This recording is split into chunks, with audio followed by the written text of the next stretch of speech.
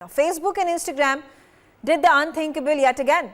Well, they banned the Indian Army's prestigious Srinagar-based Chinar Corps handles from their platform from January 28, only to unblock them today. The Army officials had written to Facebook, but no reason was provided for blocking these official accounts. The malicious Pakistani link comes to the surface. Inexplicable acts of Facebook and Mark Zuckerberg are contributory to the dwindling popularity of the much biased big tech giants. Let's open up this discussion. Joining me on the broadcast are my panelists. Let me introduce them one after the other. My first guest on the broadcast is Major General G.G. Dwivedi. He is a defense expert, and Madhan Nalapat, editorial director for the Sunday Guardian, also on the broadcast with Jatin Madra. He's a social media expert on the broadcast with me. I'll also get in Arjun Agarwal, cyber media expert on the broadcast with me. Arjun, you know, very recently, just a few days ago, there were reports coming in that Meta platform of Mark Zuckerberg has lost hundreds and thousands of followers, of subscribers to Facebook, which has led to massive dwindling of the net worth of the big tech giant owner, which is Mark Zuckerberg. Is this also a reason behind this massive outrage and condemnation that Facebook, the big tech giant, is facing in wake of a number of these controversies, one after the other, be it in India or in any other country, or for that matter, United States of America? The compliances are not being met.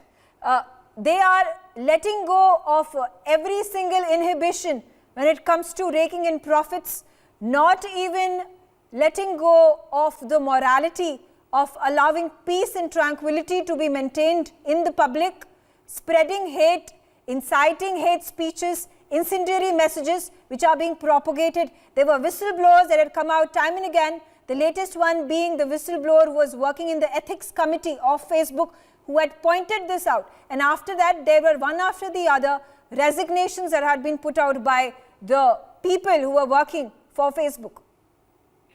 See, it is very naive on the part of the world, especially India, to think that they are an independent and unbiased media company. We have been given them a protection under Section 79 and treating them with kid gloves, using as intermediaries, which they are not. They are purely money-making machines, and they enjoy these kind of propagandas started by enemy countries, because then here they get a lot of action in this country. The government of this country, even the minister itself spoken in the parliament about bringing some better control on this, but they always talk about it. They actually never do it. So everyone knows in this world that our people are only speaking, they are only issuing statements, doing condemnation, etc. But they are never taking any concrete action. Just look at a small country like Nigeria. They just blocked the Twitter on a certain outrage, and they immediately came to terms. Anybody talking and saying that these are all automatic actions by their engines, I think this is less than the truth. Number one, it is never the case. Number two, they must put a sufficient machinery in place. See, they are making billions out of this country, and it is their responsibility that we are a very responsible democracy and letting them operate freely. But it does not mean that they can denigrate our people.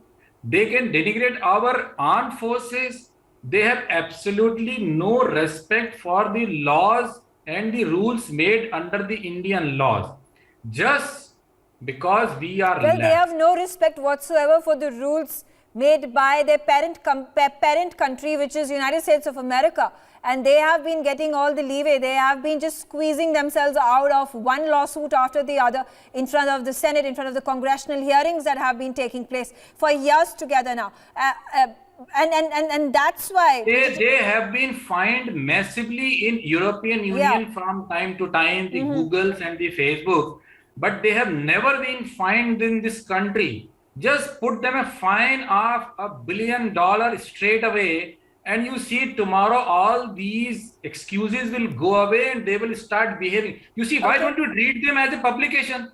Can you put these kind of news on NewsX channel? Can you put these kind of things on Times of India? Immediately the editor will be arrested or at least be put to process of law. But did you ever bring Facebook or Twitter to the court of law and punish them?